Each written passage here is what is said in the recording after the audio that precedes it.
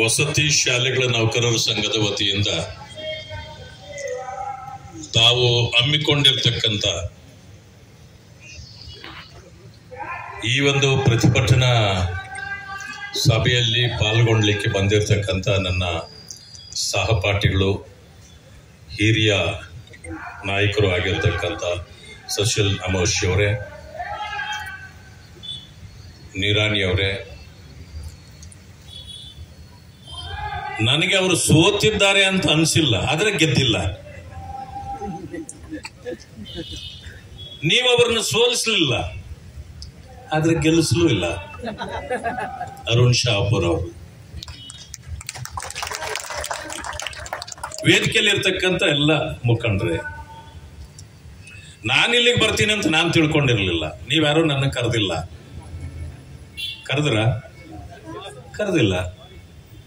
ನನ್ನನ್ನು ಕರೆದವ್ರು ಯಾರು? ನೀವು ಗೆಲ್ಲಿಸ್ಲಿಲ್ಲ, ಸೋಲಿಸ್ಲಿಲ್ಲ ಅಲ್ವಾ? ಅವರೇ. ನೋಡಿ, ನಾವು ಸಮಾಜಮುಖಿಯಾಗಿ ಕೆಲಸ ಮಾಡತಕ್ಕಂಥವ್ರು. ಅಲ್ಪಕಾಲಿಕವಾದ ಆಸೆಗಳಿಗೆ ಒಳಗಾದ್ರೆ ಉತ್ತಮ ಕೆಲಸ ಮಾಡತಕ್ಕಂಥ ವ್ಯಕ್ತಿಗಳು ಎಲ್ಲಿರ್ತಾರೆ ಅನ್ನೋದನ್ನ ನೀವು ಯೋಚನೆ ಮಾಡಬೇಕು. ಆದ್ರೂ ನಿಮ್ಮನ್ನು ಮರ್ತಿಲ್ಲ ನೋಡಿ ಅವರು. ನಿನ್ನೆ ಫೋನ್ ಮಾಡಿದ್ರು, ನಾನು ಬ್ಯುಸಿ ಇದ್ದೆ, ನಾಳೆ ಹೋಗೋಣ ಅಂತ ಹೇಳಿದೆ. ಇವತ್ತು ಬೆಳಗ್ಗೆಯಿಂದ ಕಾಯ್ದು ನನ್ನ ಅಧ್ಯಕ್ಷರು, ನನ್ನ ಪಕ್ಷದ ಅಧ್ಯಕ್ಷರನ್ನು ಕರ್ಕೊಂಡು ಬರಬೇಕು ಅಂತಿದ್ರು. ಆದ್ರೆ ಅವರು ಕಾರ್ಯನಿಮಿತ್ತ ಬಹಳ ಬ್ಯುಸಿ ಇದ್ದಾರೆ. ಅದರಿಂದಾಗಿ ಕಾಯ್ಕೊಂಡಿದ್ದು ನನ್ನನ್ನು ಮತ್ತೆ ನಮೋಶಿವರನ್ನ ಕರ್ಕೊಂಡು ಬಂದರು. This is called commitment. ನಾನು ಸರ್ಕಾರವನ್ನು ಟೀಕೆ ಮಾಡ್ಲಿಕ್ಕೆ ಹೋಗಲ್ಲ.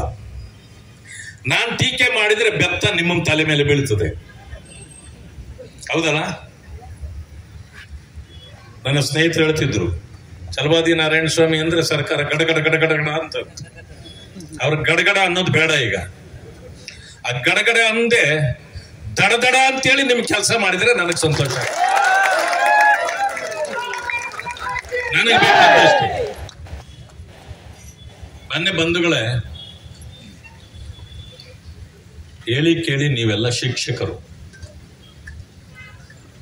ವಯಸ್ಸಿನಲ್ಲಿ ನಾವು ಸ್ವಲ್ಪ ದೊಡ್ಡವರಾಗಿರ್ಬಹುದು.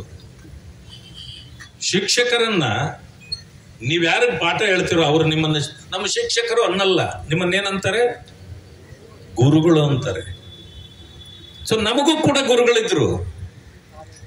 ನಾನು ಗುರುವಿಗಿಂತ ಹೆಚ್ಚು ಓದಿರ್ಬಹುದು, ಆದ್ರೆ ಗುರುವಿಗಿಂತ ದೊಡ್ಡವನಾಗಲಿಕ್ಕೆ ಸಾಧ್ಯವೇ ಇಲ್ಲ.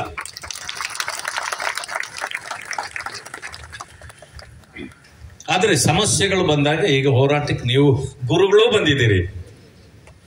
ಆದ್ರೆ ಈಗಲೂ ನಾವು ನಿಮ್ಮನ್ನು ಗುರುಗಳಂತೆ ತಿಳಿದು ನಿಮ್ಮ ಜೊತೆಯಲ್ಲಿ, ನಿಮ್ಮ ಸಮಸ್ಯೆಯಲ್ಲಿ, ಅದಕ್ಕೆ ನೀವೇನು ಹೋರಾಟ ಮಾಡ್ತಿದ್ರೋ ಅದರ ಜೊತೆಯಲ್ಲಿ ನಾವೆಲ್ಲರೂ ಕೂಡ ಸದಾ ಇರ್ತೇವೆ. ಒಂದು ಪದ್ಧತಿ ಇದೆ, ಸರ್ಕಾರ ಇರೋರು ಕಣ್ಣು ಬಿಡಲ್ಲ, ಸರ್ಕಾರದಲ್ಲಿ ಇಲ್ಲದೆ ಇರೋರು ಸುಮ್ಮನೆ ಒಣ ಭಾಷಣ ಮಾಡಿ ಹೋಗ್ತಾರೆ ಅಂತಿದೆ. ನಾನು ಮುಚ್ಚು ಮರೆ ಮಾಡಿ ಮಾತಾಡೋನೇ ಅಲ್ಲ. ತಪ್ಪು ಮಾಡಿದಾಗ ನಾವು ಮಾಡಿದ್ರು ಅವ್ರು ಮಾಡಿದ್ರು ಒಂದೇ.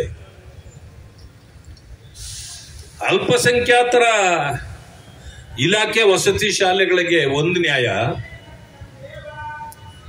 ಅಥವಾ ಈ ಕ್ರೈಸ್ ನಡೆಸ್ತಕ್ಕಂಥದ್ದಕ್ಕೆ ಒಂದು ನ್ಯಾಯ ಇರಬಾರ್ದು.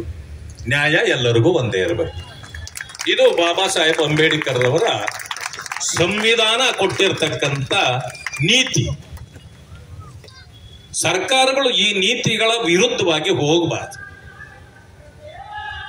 ಕ್ರೈಸ್ ಅಂದ್ರೆ ಏನು? ಯಾವ ಜನರಿಗೆ ಅಕ್ಷರ ಸಿಗ್ತಾ ಇಲ್ವೋ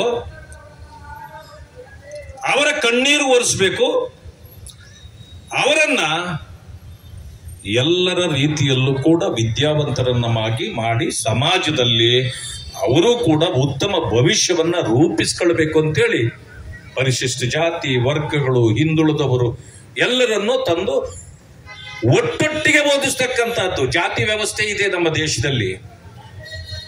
ವಸತಿ ಶಾಲೆ ಅಂದ ತಕ್ಷಣ ಜಾಸ್ತಿ ವ್ಯವಸ್ಥೆನೇ ಇರೋದಿಲ್ಲ. ಅದರಿಂದಾಗಿ ನಿಮ್ಮ ಕೈಯಲ್ಲಿ ಅವರ ಕಣ್ಣೀರನ್ನ ಒರೆಸಿ ಅವರನ್ನ ಸಮಾಜದ ಒಳ್ಳೆಯ ಪ್ರಜೆಗಳನ್ನಾಗಿ ರೂಪಿಸಬೇಕು ಅಂತಕ್ಕಂಥ ಉತ್ತಮವಾದ ಉದ್ದೇಶ ಸರ್ಕಾರಕ್ಕಿತ್ತು ಅಂತೇಳಿ. ಆದ್ರೆ ಆ ಉದ್ದೇಶ ಸರಿ, ಬಟ್ ಈ ಉದ್ದೇಶ ಯಾಕೆ? ಎಲ್ಲರಿಗೂ ಒಂದೇ ನ್ಯಾಯ ಕೊಡಬೇಕು. 5 ಬೇಡಿಕೆಗಳನ್ನು ತಾವಿಟ್ಟಿದ್ದೀವಿ. ನಾನು ನೋಡಿದೆ, ಇವೇನು ಬಹಳ ಕಠಿಣವಲ್ಲ. ನೀವೇನು ಅವ್ರಿಗೆ ಕೊಟ್ಟಿದ್ದೀರೋ ನಮಗೂ ಕೊಡಿ, ವಂಚನೆ ಯಾಕೆ ಮಾಡ್ತಿದ್ದೀರಿ? ಇಷ್ಟೇ ತಾನೇ ನಿಮ್ದು.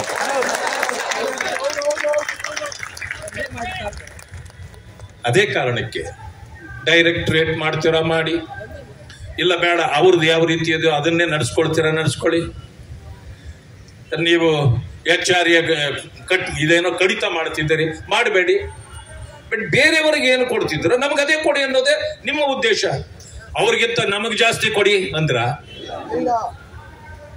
ಈ ಕ್ರೈಸ್ ಅಂದ್ರೆ ಹೆಂಗಿದೆ? ಮಕ್ಕಳನ್ನ ಬಿಟ್ಬಿಡಿ. ಟೀಚರ್ಸ್ ಕ್ರೈಸ್, ಗವರ್ಮೆಂಟ್ ಲಾಫ್ಸ್. ಟೀಚರ್ಸ್ ಕ್ರೈಸ್, ಇಲ್ಲಿ ಕೂತ್ಕೊಂಡು ಅಳ್ತಾರ ಇವರು. ಸರ್ಕಾರ ನಗ್ತಾ ಇದೆಯಪ್ಪ. ದಯವಿಟ್ಟು ಸರ್ಕಾರ ಇದನ್ನು ಮಾಡಬಾರ್ದು. ನಾವೆಲ್ಲರೂ ನಿಮ್ಮ ಜೊತೆಯಲ್ಲಿದೆ.